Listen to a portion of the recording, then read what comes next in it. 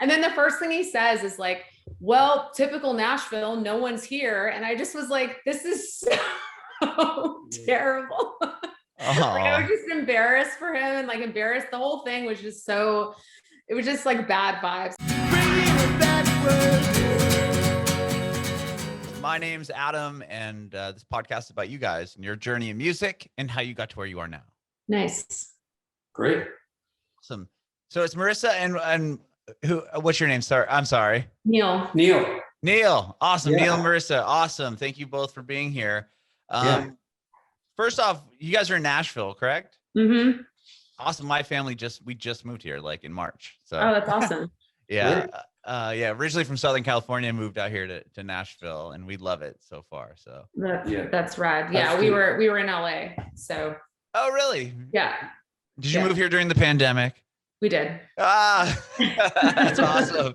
I was just talking to somebody earlier today about this meme I saw, and it said Gavin Newsom is named Tennessee's Realtor of the Year. I thought that was Yeah, I saw that.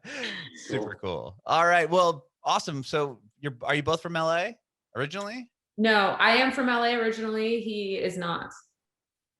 Neil, where were you born and raised? Oh, I was born in England, raised in Canada, moved to LA in a few years ago, quite a few years ago, actually. Okay. How did you get into music? How did I get into music? Yeah. Yeah, well, I did music at school a lot, like a lot of music classes, and my parents were very much into jazz music, so I learned a lot about different things that way, and then got into rock and roll, met some guys, played in bands, that kind of thing. Oh, right on. Yeah. Okay. And then how did you end up meeting Marissa? We met through a mutual friend about 8 years ago, and I was playing with him. He invited me over to play with Marissa, and then he left, and we stayed together. Amazing. Yeah. Well, always playing drums? Always a drummer? Yes. Okay. Was that the first instrument you learned? Pardon? Was that your first instrument? Yeah, pretty much. I mean, I played other instruments in school, and I played piano when I was younger, but drums were it really for me. Right on. And what about you, Marissa? You're born and raised in LA? Mm-hmm. Yep. Cool. What was that like? I mean, I'm from San Diego. I'm sure it's kind of similar, but I would love to hear what part of LA are you from? Yeah. I think San Diego is more of like a chill beach town. A little bit. Kind of, yeah. Where was I? I mean, I was like the Glendale, Pasadena kind of area most of my life. I lived in Hollywood for a while. But I was mainly over in like the Pasadena area. Okay. Yeah. And how did you get into music? Well, I actually didn't start learning instruments or playing really until I was like 26, 25, something like that. So, my life wasn't really like going in that trajectory, but I actually got a really intense illness. And then like through the recovery of that, I started taking like these journals I had of just everything that had happened and all my thoughts and emotions about it, and learning piano. And I was like, maybe I should I was trying to find an outlet to sort of speak and say the things that I wanted to say. So I started writing songs about what happened basically as the recovery was happening. So it sort of was this personal thing I was doing in the beginning. Okay. And then as it developed, it became something that I realized, maybe if I tell this story, or maybe if other people hear this, they can, be inspired by this. And it's a story that I should tell to more than just myself in my living room. Sure. Yeah. Cause I did read that you had Lyme disease, which is awful. And I hope you're doing okay now. Yeah. I'm doing great now. I mean, that's crushing. I can't even imagine having to go through that. And so music was like a therapeutic thing, or like it was. Okay. Yeah, it was weird. I never thought that I would end up as a musician I love music my whole life. But growing up, I wasn't, I played some piano. I was artistic. I drew a lot, and I journaled and wrote a lot of poetry, but I never fully got into music. I was an athlete. I ran track. I played softball. I was like very athletic. So it wasn't how my life was going. So it was interesting the way essentially, like when I was going through this whole thing, art is really what got me through a lot of it, because I wasn't really talking to anybody. I didn't want to talk about my sickness. I didn't want my friends to see me the way that I was. So I was pretty isolated. And really all I had was art and music. And I would sort of zone out with my favorite bands and music. And when I got through it, it just changed how I felt about art and music in general, and how important it is to people's lives and recoveries and just day-to-day living and the toughness of getting through life in general. So it just made me want to pursue it and just do that for other people. Mm-hmm. And when you said piano is what you were learning when you're Yeah. So I started off with piano. I had a friend, his name is Teague. He's in LA still. He's amazing. And he came over and just started kind of teaching me piano. So I got a bunch of lessons from him. And then the way I learned is I would like pick a key and then write a song in that key until I understood the key. And then I would do the next key. And so I have songs like on our first album, every song is in a different key. Interesting. So So Vicious, that record, every song's in a different key. Oh my gosh, that's so cool. I didn't really have doing that. Yeah, I didn't really have the concept of like, there are certain keys that I actually can sing well in and certain ones that I can't. So I didn't really think about that. But at the time it was, I'm very much a like practical learner. Like I have to do it and kind of mess it up and then I understand it. And then I'm like, okay, cool, I can do this. So when Teague was working with me, I was like, well, why don't you just, instead of just digging into theory, let's just like write a song. So every key had a song that I then practiced for like hundreds of hours because I wanted to play them live. Okay. And I just ended up learning piano theory that way. Anyway. Wow. And then you what were playing out, and that's how, Neil, you got to meet Marissa. Like, how did you guys meet up? And then with So Vicious, were you on that record, or was that just he was on it. So you had all the songs done, and then you brought in a band. Highland Kites. Okay. Yeah. So and the sound, and you can really hear it. It's funny because I've toyed with taking that album off like all the platforms before, because it sounds so different from how we sound now. It's so I mean, I don't want to say anything bad about it because it's my first like piece of work that I put out, and it means a lot to me, and it was like the catapult. But it's very hodgepodge. Like in terms of sound, there's a lot of like, let's just throw in the kitchen sink type of stuff going on, which is great. But when I listen to it, it kind of makes me happy because I'm like, this is where we started. And then we just sort of, you know, I feel proud that we were brave enough to just, those are like some of the first songs that I wrote. And I just was like, you know what, I need to just do this. So wow. Yeah. So were you playing at a venue? Like Neil, how did you meet Marissa? Like, were you guys playing the same show, or were you at a show, or? No. I was in another band, and then somehow the guitar player.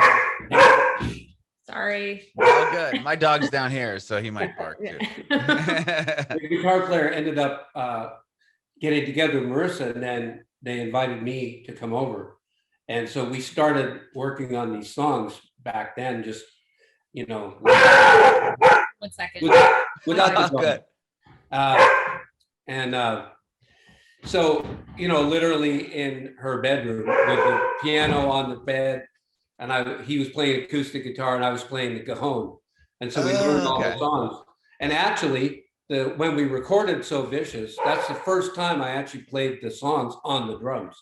Really? Everything was done on the cajon? Yeah, up until that point, yeah. So that was quite an adventure. But how was that? I mean, don't you usually track drums first? Well, yeah, we did. But what I mean is that's actually the first time I played it on the drums. We were doing a scratch track, and then I put the drum tracks down.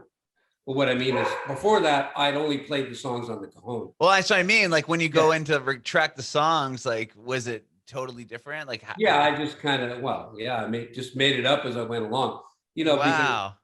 Because, I'm not really a cajon player. I just kind of play the cajon like the drums, or what I think I should sound like. Okay. So in that sense, it was kind of easy to put it into the drums.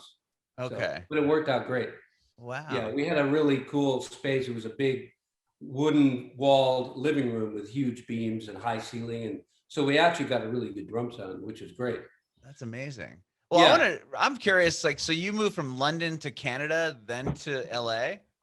Yeah, I was born in Leeds, Okay. England, and then my parents moved to Canada when I was 5. Okay. So I grew up there, went to school, learned music, all that kind of stuff. And then ended up moving to LA, and we were there for a long time. Did you And move to LA with your family, or you moved to yeah, LA to pursue my wife music? and I moved, and my kids, we moved Oh, down. okay. Yeah, yeah. So that was great. And then, we just was playing in different bands at different places, and then that's where I started playing. And then very shortly after that, I met Marissa, and that was 8 years ago. Yeah. Still Wow. going. Yep. Still Yeah. at it. I think at the time we were planning like our first show Right. or something. Did you That's already right. go over this? No, I didn't. No, I didn't do it. We were talking about. Okay, We're sorry. talking about recording Neil ended up recording drums, like a full kit. Yeah. That was like the first time you guys really played drum, like had live or had a full drum kit instead of the cajon. That's right. Yeah. Yeah. Was it different hearing that when you're recording, Marissa? It totally was. It was great. It kind of is, it's what created the sound we have now, because now we like don't ever play unless it's an acoustic setup, you know what I mean? On purpose. We're very much like, we want full band. We love the drums. So it started that for sure. That's Like, wait, awesome. it sounds way better. And then you put out your second record, what, in 2015 with All What You Left Behind. And what was that was obviously different than the first recording, because you said the first one was you did a different song in a different key. Like, how'd you approach the second record? The second one was really, it's a bunch of songs that I had written about a particular time in my life. And it was really a story of that time period. And I wanted it to be a cohesive piece of work, like starting off with a story and then going through to the end of the kind of hope and recovery at the end of that period of my life. Like a concept record? Kind of, yeah. It was very like, every song was very intentional in terms of like why it was on the album. We've never really told anyone or explained it. So I don't know if anyone would really get, you know what I mean? Like get that unless you listen to them in sequence, which do people do that anymore? I don't know.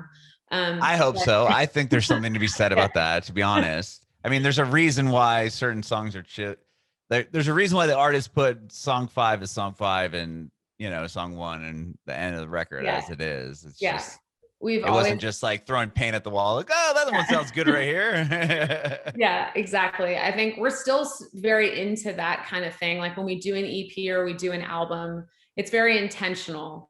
It's like, okay, we want like kind of the thick of it to be in the middle of the album. Mm-hmm. And then the really emotional song goes there. And then at the end, it's like this sort of conclusion. Sure. Is what we usually do. And that album was the first time we really got to do that. So Vicious was a little bit more hodgepodge. Like it was a little more just, these are the songs we have, and we just really want to get some music out there.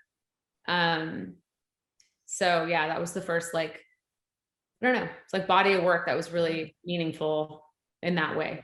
When you were writing that record, did you know it was going to follow that storyline, or did it just kind of happen that way? Not exactly, no. It just kind of, I took the songs that I wrote during that, like about that one subject and that one time period. And we looked at them all and I was like, okay, this is what makes the most sense. And this is how it went. So I'm going to kind of put them in that sequence. Okay. Interesting. Yeah. And with that record, when you played it or when you do shows, did you play it in sequential order, or I just was like, oh, we'll play this song and then this song. And yeah. Okay. Normally when we play live, we kind of pick like, because your set time's only like 30 minutes or whatever. Oh, true. Sure. Yeah. I didn't know you've never discussed that is a concept record. No, actually, no one's ever asked us that question. So that's interesting. Yeah. That's really interesting. That's cool. Well, okay. So from 2015 to 2020, when the world kind of closed down, were you guys touring at all? Were you playing a lot around Los Angeles? Like what did you guys have going on? Well, we had some crazy changes happening. We definitely were playing a lot of shows before the pandemic. We would play a lot in LA. We've done, I think 6 tours around the US. So we really were like a show band, if that makes sense. Like we just played. Sure. That was how we promoted. That was how we promoted our singles and EPs. So So yeah, that's what we were doing. And then I had to make a move to Florida for temporarily. And that was like right before the pandemic hit. So we were thinking, okay, we're just going to take a break. We had some songs already we were working on, and we had some things we were doing. So okay, we have a little bit to work on, taking a break. But then the pandemic hit. It was a longer break. So sure. Okay. Yeah. Well, you guys said you did 6 tours. Like, were those all like DIY? Were you opening up for somebody? Like, talk to me about those tours. And They were all DIY, like all put on. It was like an immense amount of work to put them all together. Some of them were great. Like some of the shows were incredible, and some of them were crappy. I think that happens on any tour. right. You know, like we get there and we're like, where are we? What is going on? Do you remember a particular show that happened? Like a particular? I think there are two that come to mind. I don't know about you. You can ask Neil too, but for me, there are two that come to mind. One, we were actually touring here in Nashville, and we were in a part of town that I literally haven't been to since I've been here. So I don't understand how we ended up there or like where we were. But we were in this bar. It was like this old dive bar. And there was one guy there that had wanted us to open for him. And he was a solo guy, singer, songwriter, and he gets on stage. There's nobody there. It's maybe like one person and one guy smoking inside. And I was like, I feel like I'm in the 70s. Yeah. And then the first thing he says is like, well, typical Nashville, no one's here. And I just was like, this is so terrible. Like, I was just embarrassed for him, and like embarrassed. The whole thing was just it was just like bad vibes all around. But we played anyway, and it was fun, and it was like, whatever. We tend to kind of just make the most out of wherever we are, and people that are there enjoy it. And we're like, okay, it's fine. But I have a thing about like complaining on stage. It like bugged me. I was like, oh God. And then there was another time that the venue and stage, everything was fine, but I was not fine. Like we had stayed in an Airbnb that had like terrible bed bugs. Oh, yeah. And for 3 days I hadn't slept, because basically we got into the Airbnb and the guy who owned the place was like, so we had told him before, like, we're not a couple. So like, there's 2 places to sleep. And he was like, yeah, there's 2 beds or like a pull-out couch and a bed. And we were like, okay, great. So we get there and there's a bed.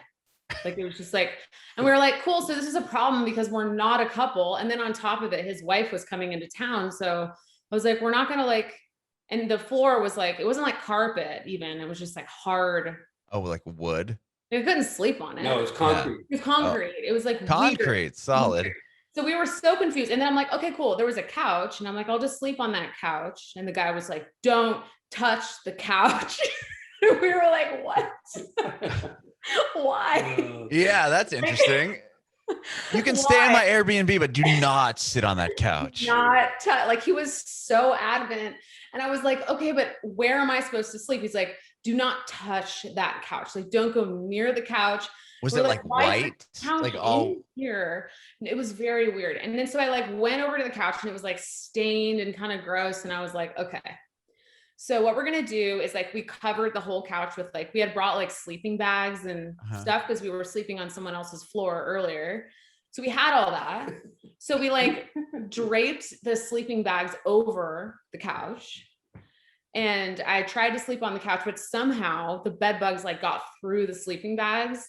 Oh, so is that like, why he didn't want you to sleep on the couch? Because he knew it was like infested? I'm assuming that that's what happened. That's why. But it was so like deeply disturbing. And then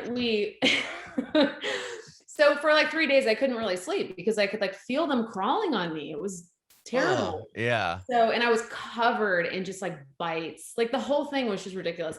And we were in New York, so we were like really far from home. And then we were trying to get another Airbnb, but it was so expensive because it was last minute. So by the time I got to that final show, I was just done for. Like I was like in the bathroom, like about to throw up. I was like, I can't think. Like it was just the craziest. It was a very crazy moment. It was a long tour too. So it was the end of it. And we were just like, yeah, we're ready to get go home. We had one more show, which was my fault because I booked a final show in Austin, which isn't close to New York. Yeah, so you had to drive all the way, but I guess it's on your way back to on your Yeah. way back to LA, kind of. Yeah. So it was okay, but it was like the show in Austin, luckily, was amazing. That's good. Beautiful Good. At least show. it went out with a bang, right? It did. Yeah, It was it a did. beautiful show. Yeah. It was perfect. I got there and like I literally trashed all my clothes and like went to like some store and bought like Burned all the bed bugs out of them. literally, I was like, I don't even know how to fix this at this point. Like I don't want to bring them back to my house. Right. Yeah. So I wouldn't. I come back home with like, I think by the time we drove home, I had like a fever. I was like, so it was so funny. Like I just like, okay, I need a touring break for a Right. minute. That was like our Okay. last tour we did for a while. Cause I was like, I need a minute. This is a lot. This is a lot. Traumatic. It was traumatic, but it was funny because it was traumatic, but we also made some just like such incredible connections and had a few shows on that tour that were really, really cool. Yeah. Mhm. So it was still great. It just, it comes with its DIY touring is a whole, it's a vibe. It's a vibe. So, but right before the whole pandemic hit, you said you moved to Florida, or Yeah. Okay, so you're in Yeah. Florida, and you guys weren't able to jam or write obviously together at this point, or? Well, we were kind of making it work. He had moved to Nashville already. Oh, okay. So you're not So super far. yeah, so we weren't super far. So he had come out a couple times to do some writing sessions, which was really cool.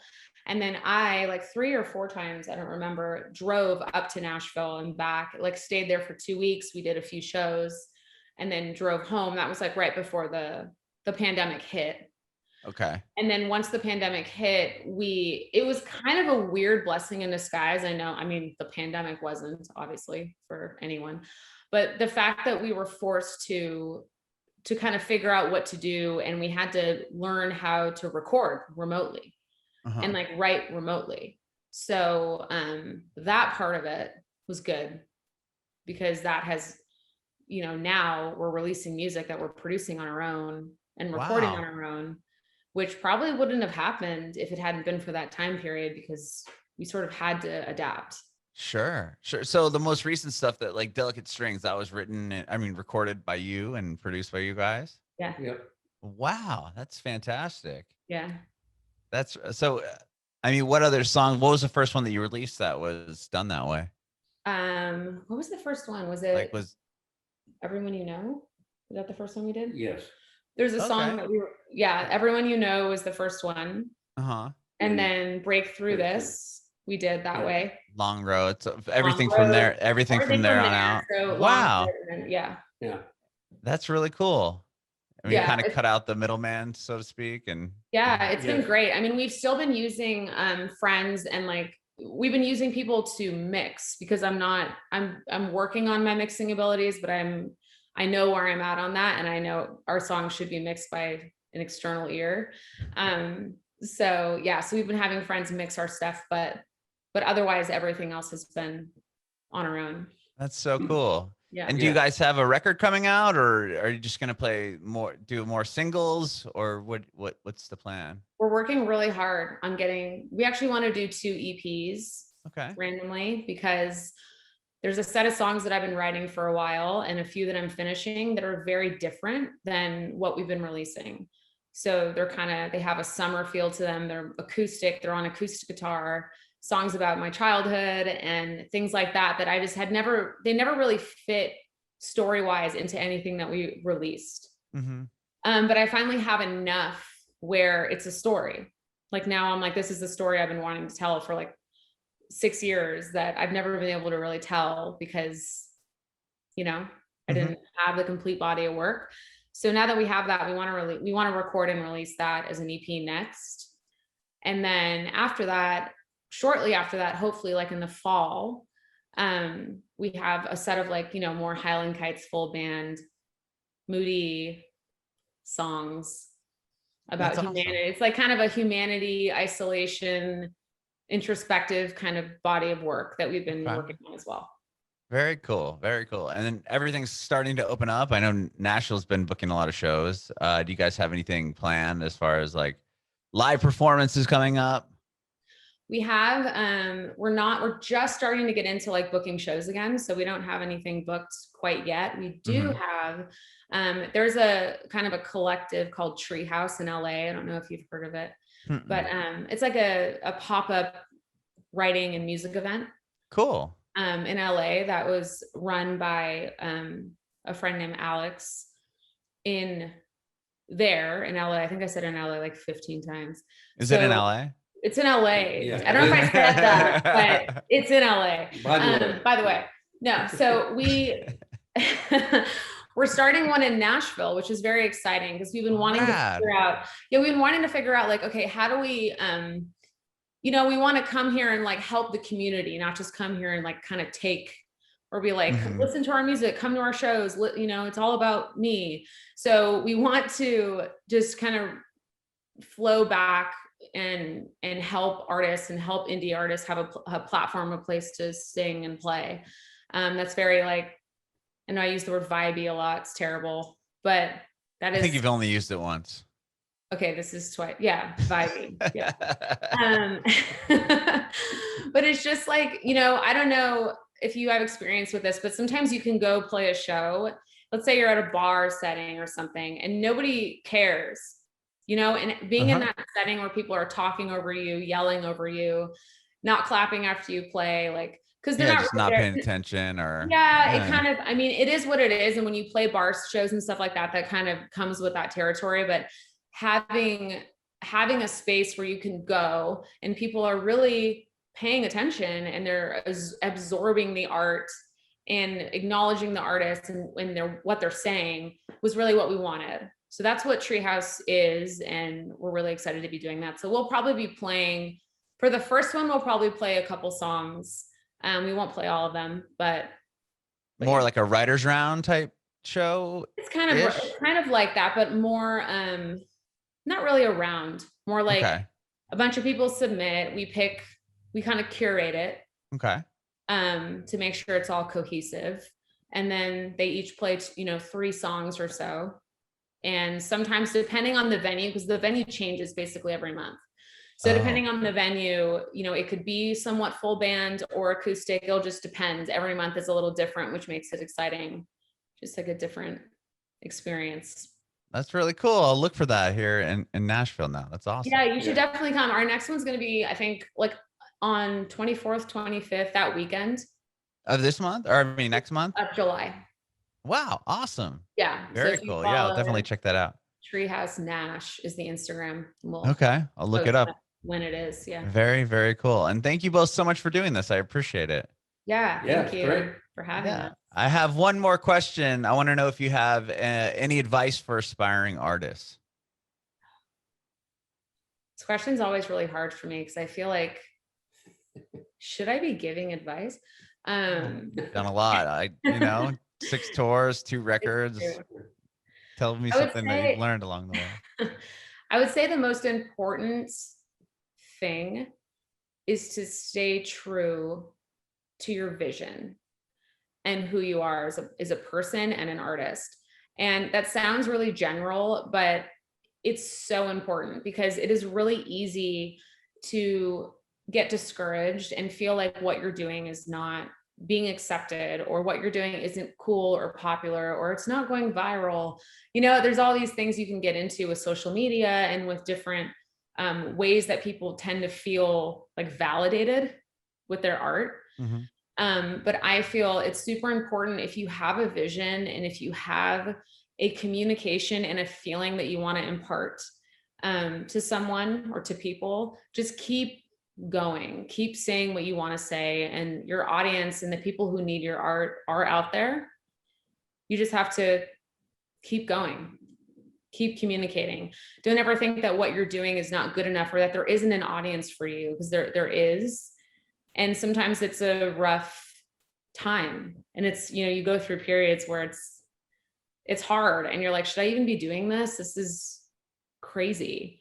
Because it can be like being an artist can be, you don't feel like you're getting a lot back sometimes. You're like, well, I'm not really getting paid. And like, why am I spending 300,000 hours? You get kind of frustrated. But I think if you keep your vision and your purpose in mind and why you got into it in the first place, it'll happen. I love that. Anything to add, Neil? I have a similar viewpoint too. I think just the best advice would be keep working at what you're doing. Work on your skills, work on your writing, learn from your mistakes, learn from what works and what doesn't. But as long as you stick to what you want to say and what you want to communicate, that's the main thing. Bringing it backward.